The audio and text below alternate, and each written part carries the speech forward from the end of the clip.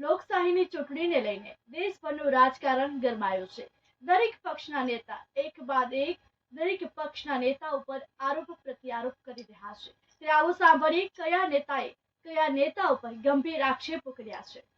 એમની પાસે ભાભરની અંદર 3 બંગલા છે, 2 ગાડીઓ છે અને સોના ચાંદી તો એમણે કિલોની અંદર બતાવી છે। તો આ બધી વસ્તુ એમની પાસે અત્યારે ક્યાંથી આવી? જ્ઞાનીબેન દર વખતે એમ કહે છે કે પોતાના ભાષણમાં બી એવું કહે છે કે હું એક ગરીબ ઘરની બેન છું। તો ગરીબ હોય તો આટલું બધું તો એમની પાસે ના હોય। એવું કહે છે કે હું એક ઝૂંપડામાં રહેતી હતી પહેલાં, તો અત્યારે એમની પાસે 3 બંગલા છે, સોના ચાંદી, આ બધું એમની પાસે ક્યાંથી આવું? ગયા વખતે જ્યારે ઇલેક્શન લડ્યા હતા ત્યારે એમની જે પ્રોપર્ટી હતી એમાં એમણે એમની પ્રોપર્ટી નીલ બતાવી હતી અને અત્યારે જે એફિડેવિટ કર્યું છે એમાં એમણે 40 વીઘા જમીન બતાવી છે। વાવની પ્રજા કહે છે, વાવની પ્રજા તો એવું બી કહે છે કે એમની દારૂના ધંધામાંથી જે હપ્તા આવતા હતા એમાંથી આ બધી પ્રોપર્ટી એમને વસાઈ છે।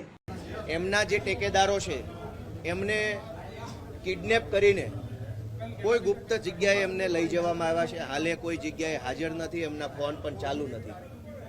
એ ટેકેદારોને જેણે પણ કિડનેપ કર્યા છે એ વ્યક્તિઓએ જબરજસ્તીથી, બળજબરીથી અથવા કોઈ ભયમાં મૂકીને, ધાકધમકી કરીને અથવા એનો જીવ જોખમમાં મૂકીને કે કોઈ પણ યનકેન પ્રકારે એમના ઉપર દબાણ ઊભું કરી ટેકેદારો પાસેથી એફિડેવિટ લઈ અને અહીંયા કલેક્ટરમાં આપી દીધી છે। આ 3 ટેકેદારો પાર્ટીના જ કાર્યકર્તાઓ છે, સમર્થકો છે, એમના નામ લખેલા છે। અત્યારે એમનું કિડનેપ થઈ ગયા એટલે હું નામ નહીં બોલું, એમનું કિડનેપિંગ થઈ ગયું છે અને કિડનેપ થઈ ગયા છે, એમનું અપહરણ કરવામાં આવ્યું છે। એ બાબતની ઉમરા પોલીસ મથકમાં અત્યારે લેખિતમાં ફરિયાદ પણ આપી દીધી છે। અપહરણ થયું છે એ બાબતની ફરિયાદ અત્યારે કલેક્ટર સાહેબને પણ અત્યારે જ આપી છે। સુરતમાં અમારો એક પાટીદાર યુવાનની તરફેણમાં માહોલ હતો અને કોંગ્રેસ જીતી જશે એવી પરિસ્થિતિ લાગી તો ત્યાં આગળ પોલીસના જાપ્તા નીચે જે ટેકેદારોએ સહી કરી હતી એ ટેકેદારો પાસેથી એવી એફિડેવિટ કરાવડાવી કે અમે આમાં સમર્થન આપતી સહી નથી કરી।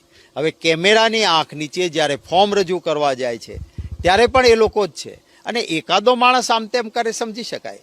4 વ્યક્તિ એટલે કે 3 મુખ્ય વ્યક્તિના ફોર્મના અને એક ડમીનો, 4 વ્યક્તિ પોલીસના જાપ્તા નીચેને આવીને આ કરે છે। આ સ્પષ્ટ બતાવે છે કે ભારતીય જનતા પાર્ટીએ લોકશાહીને કલંકિત કરી છે।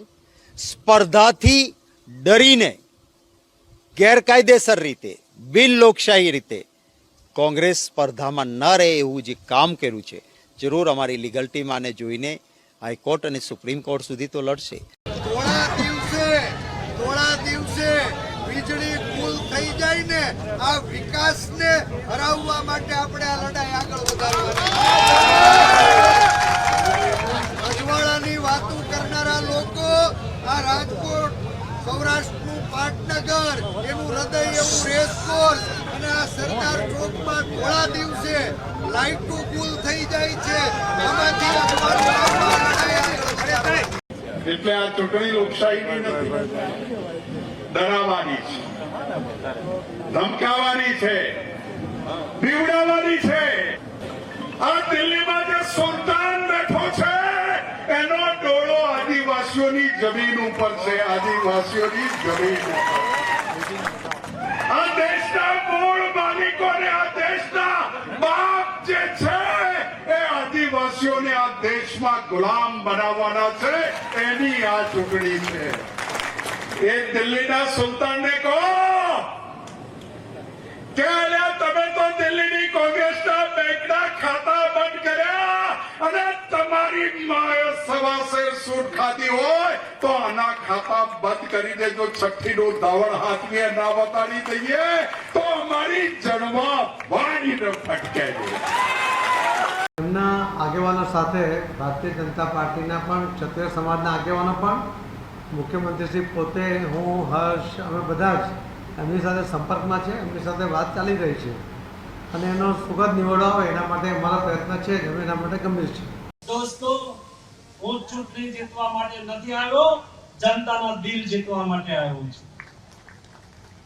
લોકશાહીની અંદર જનતાના દિલ જીતવા એ બહુ આવશ્યક હોતા હોય છે અને મોદીજીએ દેશની 140 કરોડની જનતાને મારો પરિવાર કહીને જનતાના દિલ જીત્યા છે। એ અમે પ્રવાસમાં જ્યારે જઈ રહ્યા છીએ ત્યારે જનતાનો જે ઉમળકો છે જનતાનો જે ઉત્સાહ છે એના આધારે અમે અનુભવી રહ્યા છીએ.